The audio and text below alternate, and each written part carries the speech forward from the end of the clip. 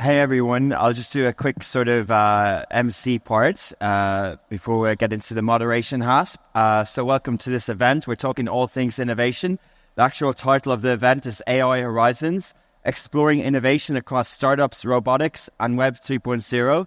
We've got 30 minutes. It's huge, big topics, but we have a leading innovation team and a leading company globally. Emirates Airlines have a really strong innovation team, and we've got heads of each department. I should say, firstly, that I'm the CEO and founder of Augustus Media. We're publishers of Love in Dubai, Smashi Sports, Smashi Business, and many other cities. And I'm stepping in for our business editor, Lubna Hamdan, today. But without further ado, I'll go across the panel. Esteemed panelists, I can't wait to chat to you all. So we'll start with you, Ismail Issa, to introduce yourself. Thank you so much for the intro. I'm Ismail Issa. I'm the head of Web3 blockchain and Metaverse at Emirates Group. So that's everything related to extended reality, virtual reality, Metaverse, and blockchain-based applications. Okay, very nice. It's a great title, right? Yeah, some of these titles weren't around 10 years ago, and now it's amazing titles, lots of fun, but I'm sure very technical as well. Yeah, definitely. Hi, I'm Tipusultan. You can call me Tipu. I'm the head of Robotics, AI, and Tech Futures within the Emirates Innovation Group, looking after all the automation and robotics program for the group. Amazing, Tipu. So are we having robotic airplanes? Is that what your role is? Inshallah, in the future. But that's not that we are doing now, if we can talk about. We still have pilots. Yeah. And Amna?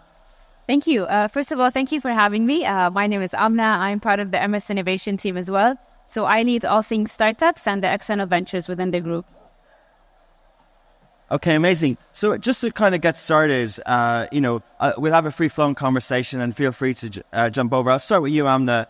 So can you tell us a little bit more about the approach to integrating AI and the challenges both with Intelak and Aviation X Lab programs within the group? Of course. I'd love to firstly start by introducing Aviation X Lab and Intelak. So Aviation X Lab and Intelak are both programs that fall under Emirates Group. And they're the way, I always say, they act as a bridge between the startup world and the corporate world. So for Aviation X Lab, in addition to Emirates Airlines, we also have GE, Airbus, Collins Aerospace, and Thales, who are our corporate partners. Whereas for Intelak, it's more around tourism. And so we have Dubai Economy of Tourism. We have also Microsoft, Amadeus, and Accenture. Now, within both programs, our main objective is we identify challenges within the industry, and then we source for the startups to support us in solving for these challenges. So when we speak about AI, and I think I'm being fully transparent to say that almost every single startup that we engage with today has an element of AI within them. I think it's almost understandable why this is taking place. So within Intelak, we always look at how we can facilitate introducing AI when it comes to passenger experience, when it comes to tourism, sustainability. There's so many different ways that you can leverage AI. When it comes to Aviation X Lab, because it's more aerospace heavy, we're looking at, all right, can you introduce AI to engineering? Can you introduce AI when you're looking at building the airplane, when you're looking at manufacturing? And so there's a lot of different avenues that we're exploring this from, and a lot of potential. And it's amazing to be in JIF because just walking around, I've seen a lot of different interesting factors, and all of them are also AI heavy. So there's definitely a path leading towards that space. Amazing. I for one, didn't know how advanced this was within the Emirates Group. And maybe there's entrepreneurs and people in this space in the audience, but you're in cycle 3 and cohort 7. So can you tell us a little bit more about the opportunities of people who enter into that program? Is it for within the Emirates Group, or can it go beyond that in the industry as well? Of course. So for Aviation X Lab and Intelak as well, we're not sector agnostic in the sense that it needs to be under aviation. We actually focus on challenges, and it's beyond Emirates Group as well. In fact, most of our startups, if you who are actually participating in Drift as well, are global startups. And the way that we select our startups is we have 2 mechanisms. One of them is challenge-based. And so if you're a startup and you want to apply to Aviation X Lab or Abdul, all the information is on our website. And I'm happy to stay over and chat with whoever is interested. In addition to that, we also have our network-based. And what our network-based is that if you would like to get introduced to the corporate partners, or, you just want to offer them the solutions, then we're happy to facilitate those introductions as well. Amazing. Good to hear. We'll talk a little bit more about that. Tipu, I'll move the conversation over to you and about AI. One of the big topics, buzzwords for the last sort of 18 months, and a lot of the conversation is about ethics and safety and regulation. How hard is it to integrate AI into robotics and what you do with that in mind? Right. Okay, let me just start off with a favorite quote I keep reading on the robotics and AI side of things from Claude Shannon, who is a pioneer in AI and also he's contributed a lot to robotics. Is basically, he says that I visualize a time where robots will be humans, to like what dogs are to humans, and I root for the machines. So it's to that extent if you look at it. Now, AI is kind of very pervasive in terms of everywhere that we do. For robotics, it's a combination of hardware, software, and the algorithms will drive the AI, right? So it's quite challenging when you look at these scenarios because all of them have to work in sync. And the hardware is a word which is slowly catching up with AI because AI work moves very fast. If you look at the trends in the last 1 year, just 2 years ago, people didn't talk so much about ChatGPT, but now everybody talks about ChatGPT, OpenAI. Now, if you look at the hardware advances, it's very challenging because it's all embedded systems. It takes time. Hardware modification takes time. So to bring all of that together, it's quite challenging. Plus, added to the extent of having safety in there, there's a lot of sensors. The robots are all driven by sensors, IoT devices, which makes it challenging in an environment. In a closed, constrained environment, it's easier to test the robots. But if you put a robot out there here, they struggle because this terrain, this domain is not known to the robots. So it's very important that you build in that intelligence, and then I think AI comes very handy in that so that the robots are more reliable. They work in an urban setting, which is very different from where a lab setting is. In the work that we are doing at Emirates, we are looking at how robots could contribute to our passenger experience. This is where the social robots come into play. We are looking at logistics, which is all warehouses, cargo business. We are looking at that. Also, we are looking at using drones, how we evaluate drones for the usage of delivery or last mile delivery kind of a thing. So we're looking at all of this, and AI cuts across this. So it's very important for us that we focus on how AI blends into this and provides us that seamless experience across the robotic deployments. Very good. There's a lot to take in there. Yeah, yeah, there's a lot. A good intro for the panel. We'll come back to a lot of those topics. And Ismail, if I can turn to you. So can you tell us a little bit about the Metaverse platform, Mira, and how AI has been used for that within Emirates? Sure. I'll start with the definition of what we call the Web3 or the third generation of the internet. So basically the first generation was when we've been using just the internet to consume news, to interaction. Second generation comes in place when we start to interact using social media, let's say. And then the third generation comes mainly with 3 pillars. The first one is 3D computing, spatial computing, and metaverse. Second one is blockchain. And third one is AI. So basically AI is a core component of all the activities happening inside the Web3. And part of that is the platform that at Emirates Group we announced at the last airshow event in last December called Mira, which is a metaverse platform, an enterprise metaverse platform that allows us to provide different experiences related to different services we have. For example, service delivery training, onboarding for people who are joining Emirates, and having that as an enterprise platform in a way that whatever modules that we will need from different services later on can come on and can use this kind of platform. When it comes to AI, there is 2 main components that we are focusing about. The first one is what we call the AI assistant. And the AI assistant is basically a way, since we have currently more than 20,000 plus cabin crews, and this number is growing by week. With them, all the kind of new stations that we're opening, or kind of new aircraft we're adding to our fleet as well. So having an AI assistant for these cabin crews to help them when it comes to their roster, to their information, what kind of important details that they need to know from one side, and also having that same AI engine in a way that will be personalized from the behavior of this each and every cabin crew, and then start to create what we call a what-if scenarios. So basically what it will do, it will just get from their own information, their own behavior, and what should be done, and then give them random tests and scenarios to make sure that they are all the time, they are aware, alert, and they are doing the right thing in the right time. Fascinating. It's very technical. So I just want to get a top-line view on how an innovation team, how talented leaders like you guys work together, and what's the sort of direction in terms of how do you know whether to, every company has limited resources to a degree, right? So how do you know which are the priorities right now? Which areas? Is it robotics? Is it metaverse? Is it the startups? I guess that's the first question. I have a follow-up. But what's the priorities in general? How do you decide? And where are we in the middle of 2024 with the innovation and within Emirates Group? Of course, I'll start. And I'll say, I think when you look at innovation, and I always say the only constant is change, right? 2-3 years ago, Web3 was really happening. And then it went through a phase, and as far as I'm speaking on your behalf, but I just to showcase the trend, it went through a phase of, people were wondering, what does this translate into? What is the value? And today we see that stabilizing quite a lot, and a few key technologies are appearing out of the Web3.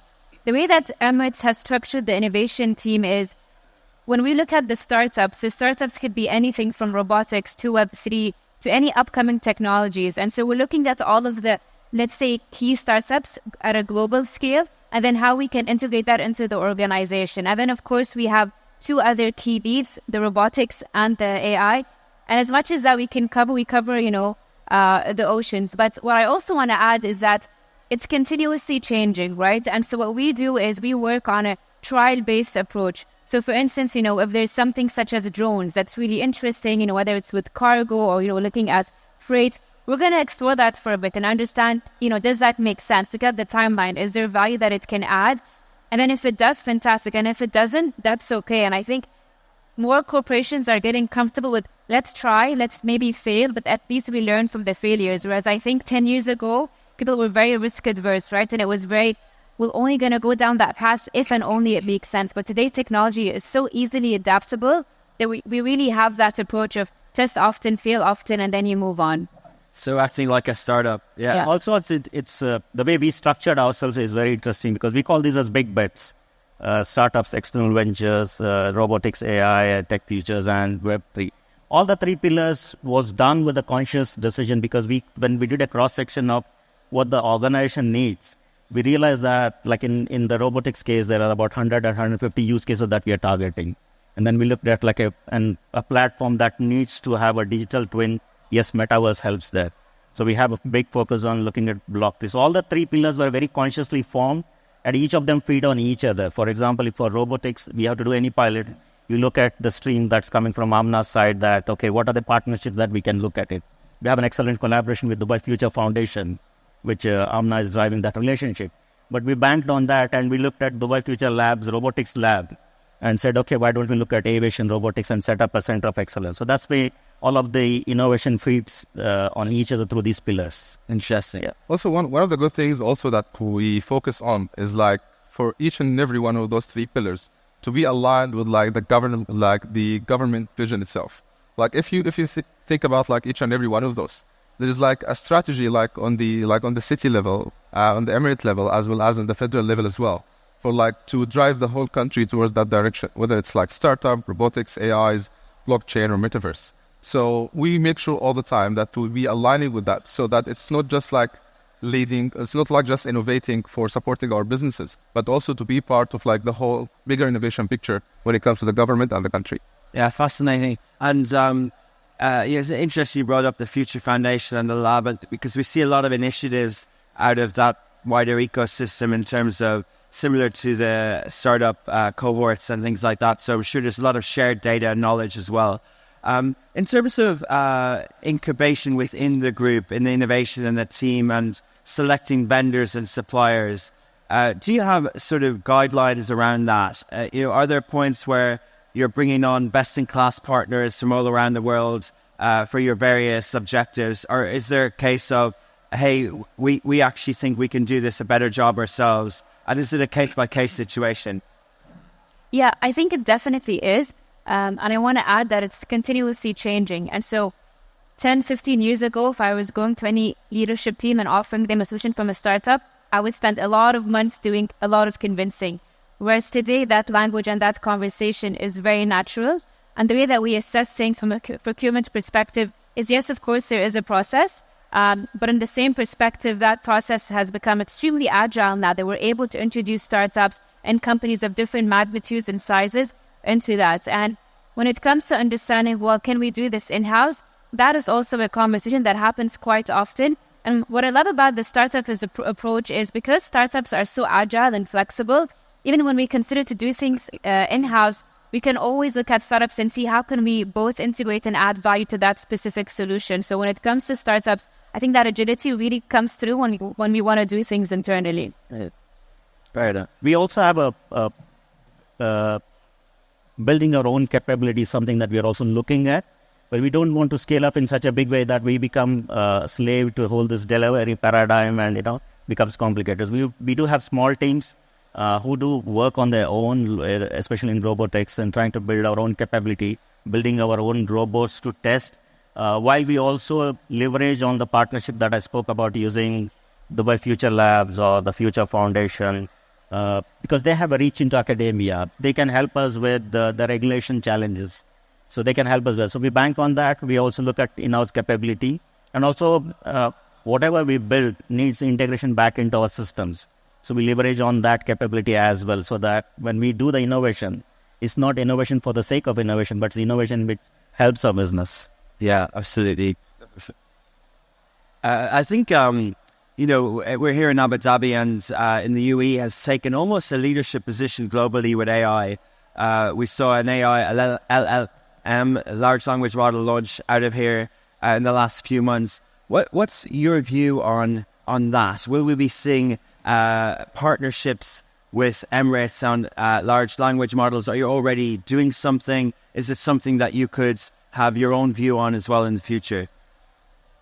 Right. On the LLMs, it's an interesting area, because as much as we speak about LLMs, there's a certain stage when we can say that it's ready for adoption, and we're very cautious about that. We've done a lot of experimentation. We've done a lot of work internally, like, okay, can an LLM become a good platform for a virtual assistant, let's say. We've done some work around that. But should we straight away open it up for the passengers or for our customers? We're cautious about that, because LLMs, for all that we say about it, they're still not at a stage where they're very perfect. So there's an issue where you hallucinate. So there are challenges with how it responds, and that can impact us, our services, and our brand as well. So we're cautious about that while we are continuing to investigate on that. Especially, I can speak from the robotics side. We're trying to look at how LLMs can be embedded into our social robots that can assist passengers. But are they accurate? It's still not. I mean, personally, in my opinion, it's still a time away from where it can be a reality. But yes, we are looking at that very closely. Also, we're quite lucky at Emirates Group, because we have a large number of employees. We're very close to 100,000 plus employees. And that's give us the perfect sandbox from people from different nationalities, different classes, different areas, different parts of the world. So whenever anything that we need to try, before we reached out or send it to the customers to work on, we have the perfect sandbox internally to make sure everything is working perfectly aligned and doing what it's supposed to be doing. And then later on after that to show it up for customers. Yeah, I think definitely. I think some of the generative AI and the more famous LLMs is that, as you said, the interactive part. But what Emirates have been doing over the years, in the last 25 years, is managing a lot of employees, and that requires large language models of data. Before it was a buzz term, so you're doing a lot of that internally. We do why we speak of LLMs, which is quite a recent trend where people talk so much. But we're doing a lot of work on AI, for example. And that's where we have harnessed the power of AI, and it has helped us. For example, if you want to manage our crew meal plans, how to work on that. We look at the data and then evolve meal plans. So there's been quite a successful work that we have done internally on that. Speaking of LLM is where we're very cautious, because something passenger-facing has to be more accurate. Yeah. But we have done a lot of work on AI. Our partners like Microsoft, we have Amazon, AWS. We work very closely with them on their technologies and done a lot of work on AI and machine learning. Yeah, definitely. Yeah. So AWS is how you do a lot of your AI cloud-based. On the cloud. Yeah, we are working with all the cloud providers, Microsoft, Google, and AWS, for their own context, actually. Yeah, different things. I'm trying using very diplomatic, of course. And it's about something that I picked up on there in terms of sandbox and working internally. What other technologies are you working across internally? I might have heard anecdotally that Whoop, the athletic and how would I say health what's the buzz term for Whoop? Wearables, and personal data. Is that a partnership that you have, and is that something that you look on for data as well? When it comes to wearables, you mean? Yeah. I think I will. I'll take that in, actually. And also, I think Amna can add on to that. Yes. We have been doing a lot of work on wearables, and you mentioned about Whoop, but we're also looking at things like Aura Ring or Ultra Human Ring. Or is the ring, yeah. Yeah, and Ultra Human. The form factor, we still have not arrived at a stage what form fits most, because we have a pilot community, we have crew community, we have our own employees.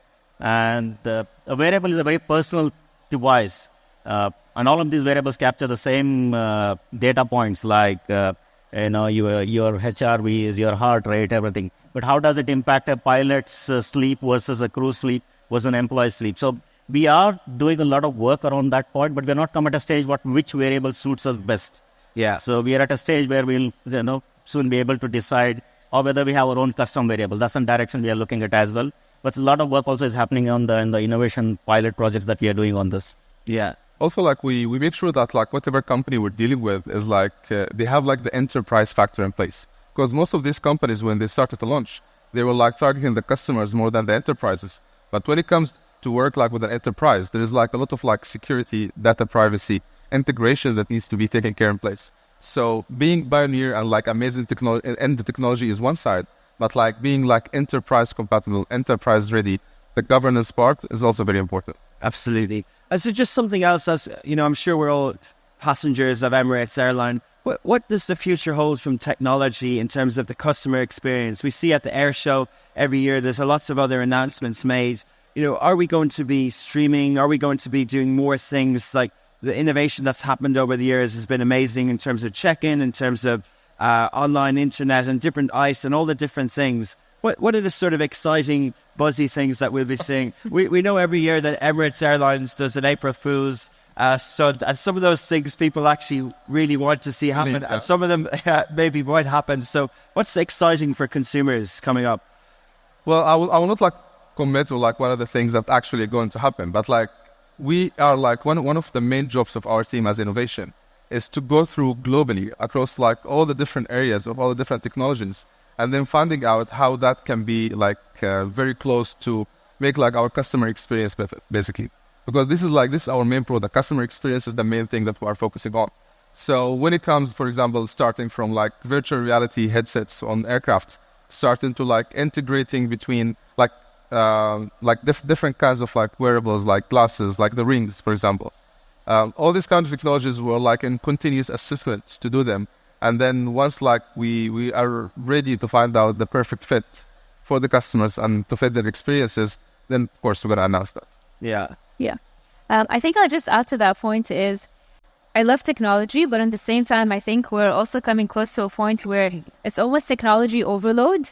And we automatically think of, if I'm going to make something better, I'm going to, look at a way for technology to do that. And it does 99% of the time. But I also think that Emirates is going through a phase where there's a lot of thought leadership behind it. Because end of the day, what we want to do is we want to be able to service each and every one of you, right? And so your flight preference might be different than mine and different than Tipu's and each and every one.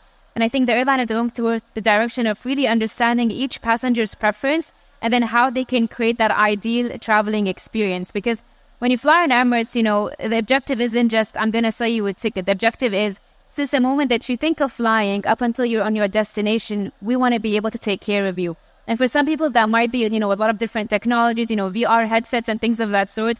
But you have passengers who still love being able to engage with the cabin crew, and they don't want the technology part, and they want it to be as humanistic and as earth and grounded as possible, right? And so I think we're shifting away from just making a, approach where it's, one size fits all, and we're going towards that. Let me understand each and every passenger, and then how can I create that perfect experience for them, whether it's through technology or other formats. Yeah, absolutely. I mean, it's amazing being at this wonderful Drift X event and thinking of smart mobility and the future of the, getting around in general, but especially in the aviation sector.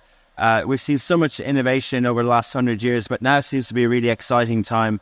And of course, the Emirates Group is beyond Emirates Airlines. There's so many different sectors as well. So being that leading global brands, there's a lot of power and weight that you can kind of lead towards.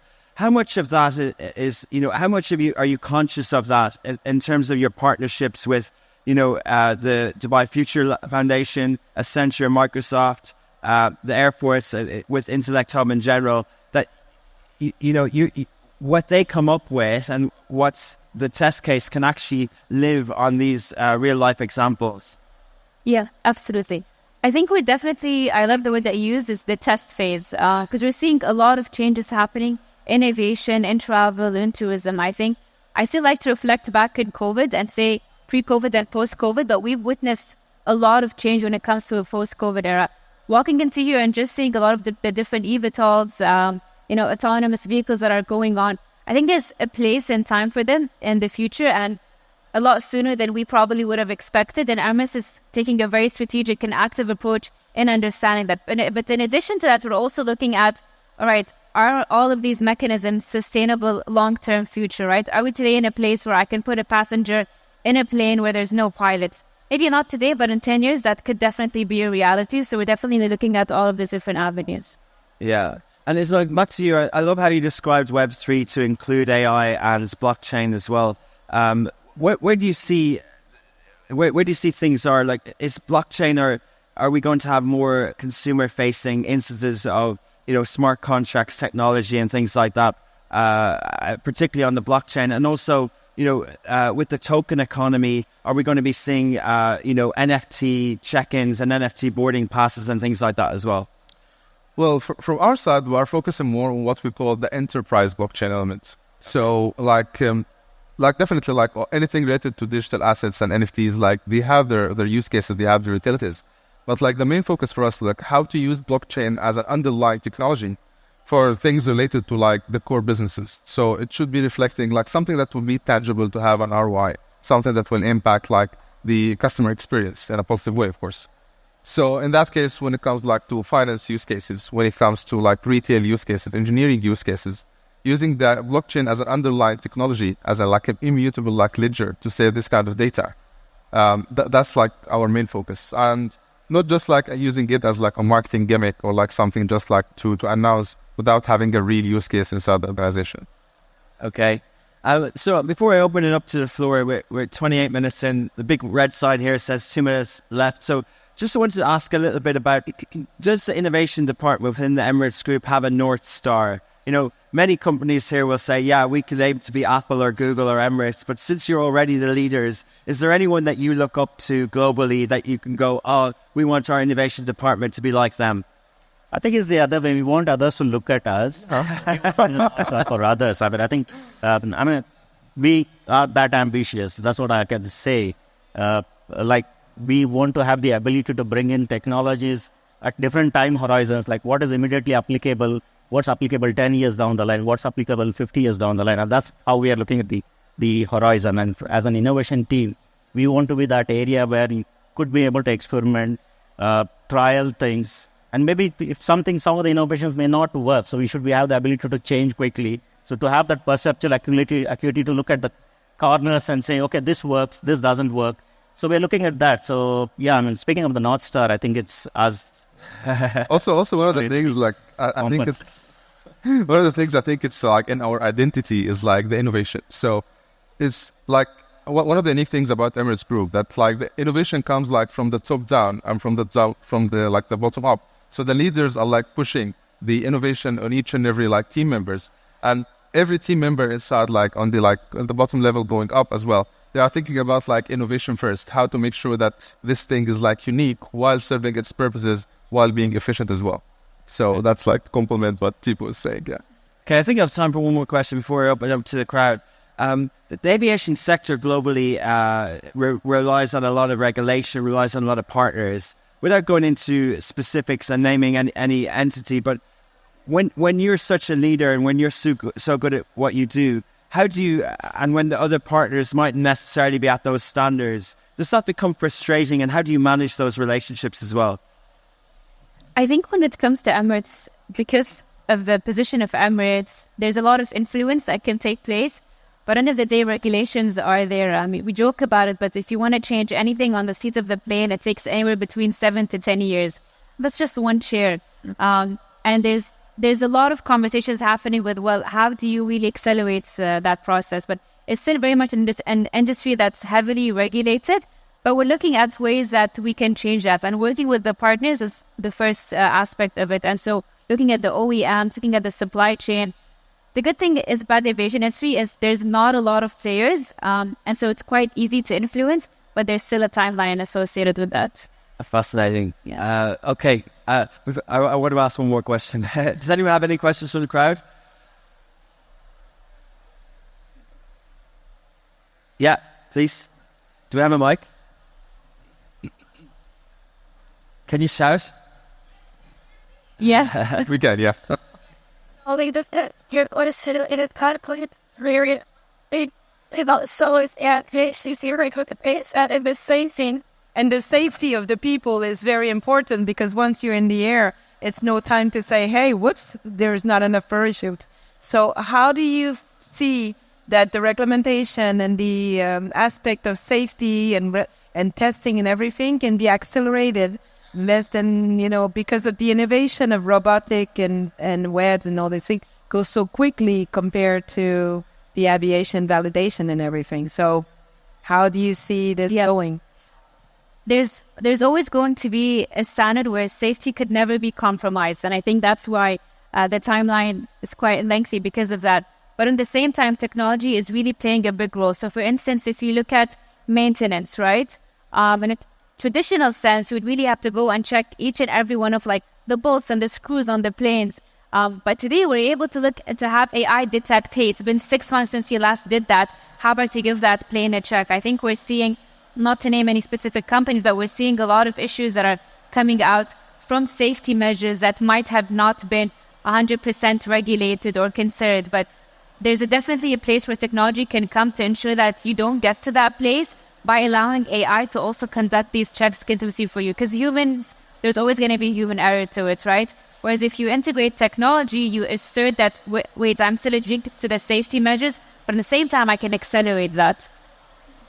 I don't know if you guys have it. Thanks a lot. Yeah, we also have a lot of what we need to keep in mind is we have so much data with us over the years of operations that we've been.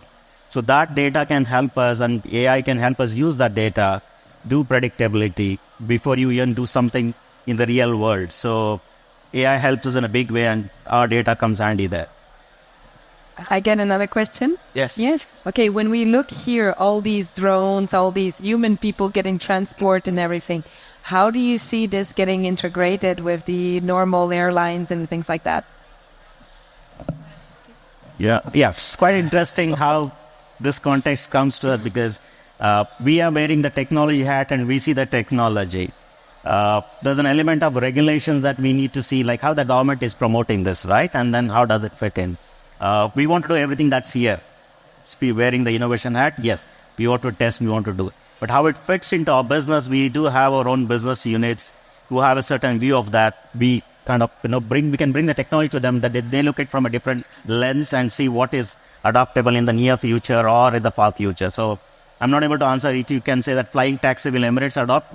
I'm not be able to answer right now. That's the answer that you're expecting. So we're hoping to get it soon. Thanks. Is there any other questions? Okay, well, I just want to thank you. I'm sure the panel benefited this as much as I did. It's been great to hear from all of you. You've been very transparent, very open, and appreciate you sharing your knowledge today. So thank you, Amna. Thank you, Tipu. Thank you, Ismail. I'm sure they'll have time afterwards to chat if you have any other questions. And thanks very much, audience, for your time today as well. Thank you.